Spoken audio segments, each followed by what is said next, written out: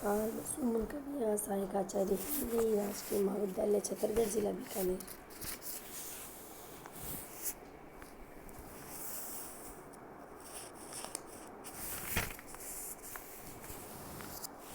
आज हम महाकवि देव की प्रेम माधुरी के अंतर्गत श्री कृष्ण के प्रेम का अध्ययन करेंगे। बाल लतान में बाल को बोल सुन्यो कहु संग सखीन की टेरत काहू कही हरि राधा यही दुरी देव जी देखी इते मुख फेरत है तब ते पल एक नहीं कल लाखन लो अभी लाखन घेरत या ही निकुंज ही नंद कुमार घरीक में 12,000 हुईरत। बाल यानी छोटी, बालावस्था किशोरावस्था की नायिका, टेरत यानी पुकारते, दूरी यानी छिपाना, कल यानी चैन, शांति, घरीक यानी एक घड़ी, हिरत यानी देखना। इसमें श्री कृष्ण की प्रेमासक्ति के साथ राधा की उत्सुकता का वर्णन है। कोई अपनी सखी से कह रही है कि छोटी छोटी लताओं के कुंज में बाला नायिका की आवाज़ सुनाई दे रही है।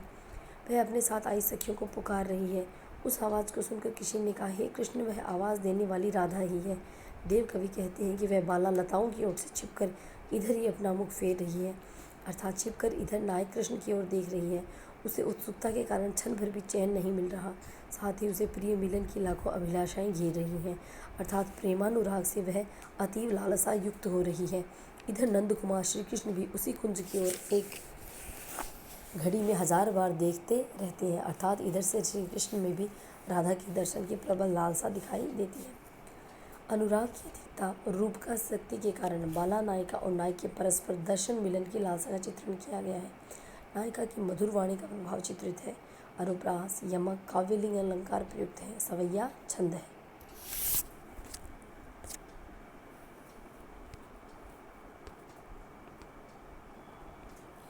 भोर ही भोन में भावत आवत प्यारी चिते के इति द्रग फेरे बाल विलोकी के लाल कहो कुछ काहे ते लाल विलोचन तेरे बोली उठी सुनिकेत ये बोल सुदेव कहे अति कोप करे रे काहू के रंग रंगे द्रग रावरे रावरे रंग रंगे द्रग मेरे। होन यानी भवन घर, भाव तो यानी प्रिय, इते यानी इधर, विलोचन यानी नेत्र, तीय यानी स्त्री, कोप यानी क्रोध और रावरे यानी आपके। प्रस्तुत अवतरण में बताया गया कि सारी रात गायब रहने वाले प्रीतम को आया देखकर नायिका के प्रेम और क्रोध का वर्णन इसमें रोचक ढंग से किया गया है। प्रातःकाल ही अपने घर में प्रीतम को आते देखकर उस नायिका ने अपनी दृष्टि नायक की ओर फेरी, अर्थात नायिका ने नायक को देखा और अपनी आंखें फेर दी। लंबी प्रतीक्षा करने से, खुली रहने से नायिका की लाल आंखों को देखकर नायक ने कहा कि आज तुम्हारी आंखें लाल लाल क्यों रही हैं। कवि देव वर्णन करते हुए कहते हैं कि उस नायिका ने कहा, आप मुझ पर अधिक क्रोध करके ऐसा क्यों पूछ रही हैं।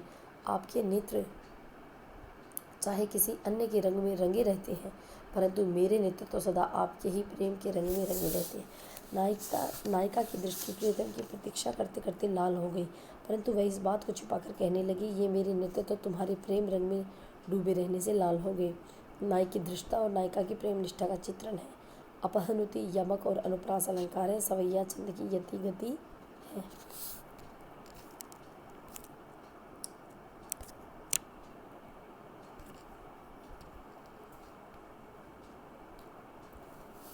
एक तुही वृषभानुसुता अरु तीनी है वे जो समेत सची है ओरन कीर्तिक राजन के कवि राजन की रसनाए बची है देवी रमा कवि देव उमा ये त्रिलोक में रूप की राशि मची है पैवर नारी महासुकुमारी ये चारी विरंची विचारी रची है।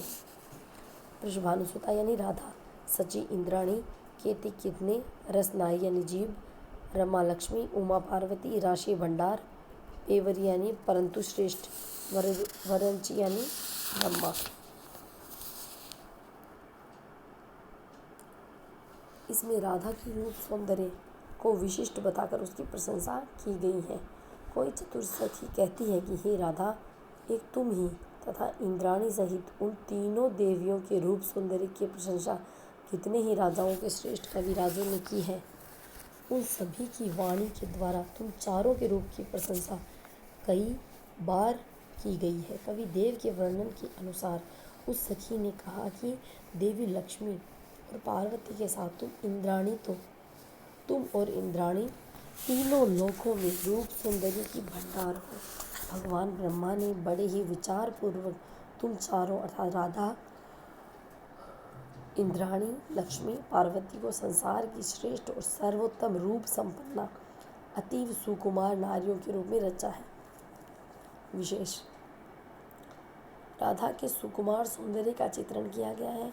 विधाता की रूप रचना के कलात्मक कार्य की प्रशंसा की गई है। वर्णानुवृत्ति से अनुप्रास राधा के लिए प्रसिद्ध उपमान प्रयोग से उपमालंकार राजन कविराजन से सभंग पद यमक अलंकार प्रयुक्त हुआ है। सवैया छंद है।